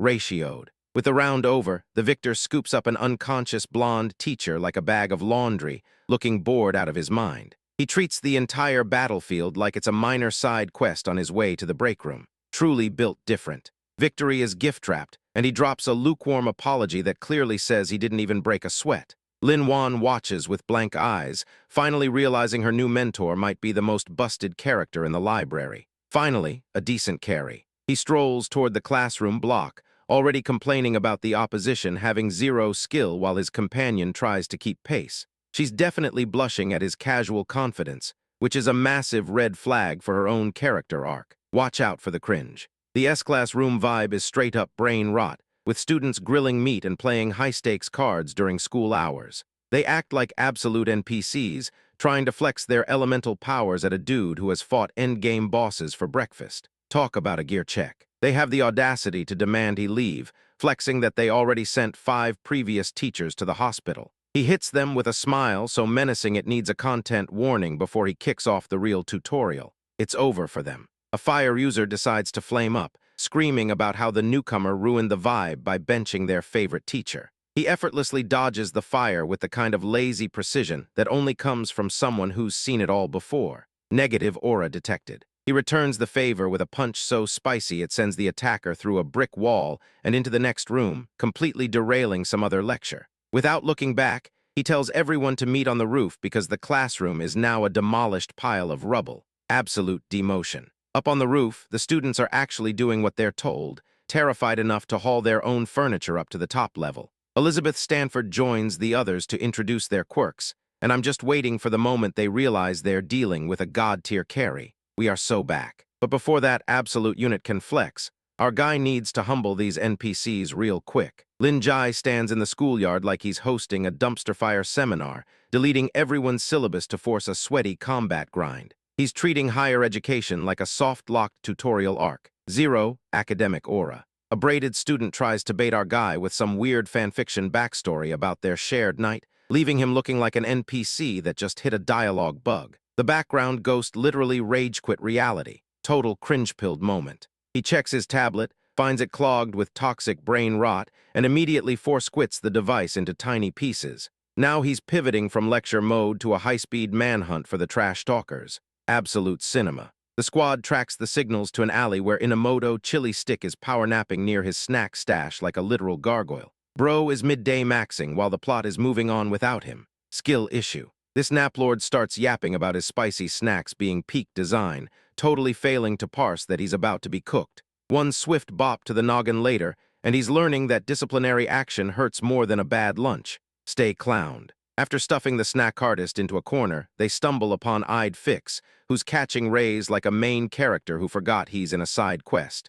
The dude is known for being unkillable, but he's about to respawn into a world of pain. Big L incoming. The second the sun hits his eyes, this pink-haired menace tries to speedrun a wake-up attack with the grace of a toddler. Imagine thinking you can hit a boss with a trash tier opener. Negative aura off the charts. He drags out a massive construction site chainsaw to hack and slash, but his target is just dodging like he's playing tutorial difficulty bots. This isn't a fight, it's a glorified cardio session, hard stuck in bronze mechanics. Our guy proceeds to turn this allegedly undying pest into a literal punching bag to see how much damage an infinite HP health bar can actually take. The students watching are getting free trauma points. Absolute beatdown. Even with his health bar hovering at 1%, the weirdo keeps yapping until he's sacked up like common garbage. The hunt continues toward a creepy cottage, completely ignoring the body-bagged loot. Clean sweep. At the front door, a hooded kid named Harry tries to lock the lobby and claim he's busy with solo research. Buddy thinks his "leave me alone" buff is an actual shield against a teacher on a vendetta. Total cope. Anyway, ignore the bum's delusions, because the real comedy of errors starts right about now. Our hero convinces himself that a tiny, shivering mouse is the ultimate hurdle to his academic climb. He swings a colossal mechanical gauntlet like he is swatting a fly with a wrecking ball. Talk about a skill issue for real. The guy does not even break a sweat while teleporting in to fold his student into the floorboards. Just as the domestic discipline wraps up, his internal sensors catch a demonic energy spike, suggesting the main threat is already having a meltdown. He stands unbothered as a squad of roided-out fodder demons makes a theatrical entrance, expecting to be the life of the party. Meanwhile, his classmates are losing their minds, acting like they have never seen a legend handle a mid-tier encounter before. Realizing some demon king is clearly spamming these mobs, our protagonist treats the situation like an annoying school trip. He drags his traumatized squad forward with all the grace of an overworked bus driver, hauling kids to the world's most boring attraction. Trekking through the brush finally leads them to a white-haired teen, chained up in some dusty ruins. The moment the master lays eyes on the kid, he flashes a smile purely reserved for someone currently fumbling their entire aesthetic. It turns out the boy is demonic royalty, but our guy just gives a bored sigh at the predictable setup. He treats this final boss like a confused toddler who has watched way too many dark fantasy reboots. Absolute negative aura. The kid starts screeching about his twisted fate, completely losing his cool and dumping massive magical energy everywhere. A shockwave tears through the local map simply because his feelings got hurt, the definition of a tantrum. After the transformation sequence, the boy emerges as a hulking beast with horns and a serious personality crisis. He lets out one last desperate roar that sounds way less impressive than he definitely thinks it is. Summoning a golden staff from his inventory, the teacher prepares to swat the overgrown teen like a minor inconvenience. He watches the kid flail about, unimpressed by such raw technique, noting that power is useless without experience. Our guy casually sidesteps a sluggish swipe to plant a perfect uppercut that sends the monster flying across the zone. It is a textbook breakdown on how to turn an epic boss fight into a literal comedy sketch. Their strikes blur together as shockwaves light up the area, though it barely masks how one-sided this clash remains. The instructor looks as relaxed as if he were grabbing coffee, while his opponent completely fails at landing a single clean hit. Wrapping this disaster up, the veteran keeps firing insults that hurt way more than his actual punches. The sheer recoil on the demon's face tells the whole story. He really thought he was the main character, but he is just pure filler content. But before the demon can even process that our guy decides the beatdown is just getting started. Lin Jai puts that poor white-haired student through the blender, booting him into the ceiling before hauling him up like a sack of laundry for an unwanted lecture. The kid is sobbing and begging for mercy, but realistically, he's just mouthing because he's getting ratioed by his own teacher. Peak comedy. Shifting to the training yard, our guy catches the blue-haired girl acting as a human weapon right as she starts her attack. She's panicked, promising to actually focus in class if he just drops her, which is a massive skill issue for someone who started this by trying to blast a civilian. The hero lets her lead the way through the forest, hauling a trio of bald students along because he clearly wants to play chaperone for a squad of main character rejects. He is walking with the skepticism of a gamer who knows he is being dragged on a total side quest instead of the main story. They eventually hit a forest clearing where a girl currently squatting on some high-tech gear starts yapping at our lead like she has any chance of winning this round. He lands with enough force to kick up half the dirt in the area, and suddenly she's looking more like a deer in headlights than a genius tactician. She thinks she's being a gigabrain by triggering a massive explosion for an ambush, but it's just a shiny light show that fails to impress anyone with actual stats. The blue-haired accomplice is basically preening, but all she did was add useless clutter to the map. Negative aura. The boss fight pulls out a clone that looks exactly like our guy, wearing the same bored expression that makes him the most annoying person in the room. Even the mimic can't help but look down on the whole situation, refusing to take a lesson from someone it thinks it already outplayed. It's a mirror match from hell where the copycat doesn't just copy moves. It's literally hard stuck on being as difficult as humanly possible, which is a massive L for everyone involved. They stare each other down, and the students are finally realizing they're watching a man try to beat himself in a game of checkers he definitely isn't winning. The protagonist decides that if he's going to troll, he might as well do it with style, pulling off some weird drinking game gesture that the clone mimics with perfect, dead-eyed accuracy. He's baiting his own duplicate into throwing a punch, trying to turn a deadly struggle into a low-rent performance of synchronized swimming. The air starts vibrating with shockwaves as they collide in a blur of punches that pack way more than they should for a casual chat. It's a total screen clutter simulator, all flash and thunder, where neither fighter is willing to admit the other has a better rhythm. It's over. While the brown-haired girl is clutching her chest in a full-on dramatic breakdown over his safety, the rocketriding girl is just eating popcorn, loving the chaos. She's definitely the type to watch a train wreck and tweet about how cinematic the debris looks. Everything clicks as he realizes the mimic is data mining his entire technique library in real time, effectively running a training session for the copycat. The clone is clearly a gigabrain upgrade that's evolving past its original programming, which is just typical for a final boss with an unbeatable gimmick. The exchange becomes an absolute mess of rapid-fire collisions, with impact flashes covering the frame like someone spilled a bucket of neon paint over a fight scene. It's the ultimate endurance test where two people who think they are the smartest in the room are busy punching themselves into the dirt. Preparing a massive finishing blow to end this farce, Our man is completely unfazed by the rocket girl's desperate claim that her shiny bubble is impenetrable. She's betting the farm on a force field, but she clearly hasn't learned that he treats reality like a sandbox he can break whenever he feels like it. With one casual strike, the force field folds like cheap cardboard, and he reveals he was basically pulling his punches this whole time to keep from looking like a bully. He stands there totally in love with his own reflection, literally, and informs everyone that school is now in session. Moving on to the dormitories, a lady with pink hair tells him about a student who is hiding in her room with an imaginary buddy like she's lost in a bad game. Our guy accepts the counseling quest with zero hesitation, probably thinking it's going to be a walk in the park compared to fighting his own shadow. Little did our guy know, that ego check was already cooked and ready to serve. Lin Jai checks the student roster, clearly unimpressed by the group's lackluster performance. He decides these recruits need a serious reality check to fix their messy attitudes. Ratioed. After slapping some sense into a mouthy subordinate, our guy officially cancels their magical privileges. He's forcing these elites to build their own dorm and cook dinner like they're stuck in a base building survival sim. The blonde girl and that resident nerd are spiraling, panicking because their prestige lifestyle just went F-tier. Our guy is barking orders, making it clear their previous habits were mid. While he chills, watching that pink-haired menace struggle in a box, he decides to pity-pull his way into helping the blonde one. It's the ultimate flex to breeze through the heavy lifting. Skill issue confirmed. Once the container pops open, the teen finds nothing but a mess. Our guy just scoffs, demanding they grab big bait to hook the local catch. It's over. Deep in the woods, the campfire grind is in full effect, with that red-haired dude sweating over logs. Then the blonde girl rolls up, looking for wood like she's speedrunning a side quest. The white-haired swordsman makes wood chopping look like a tutorial task by slicing a trunk like butter effortlessly.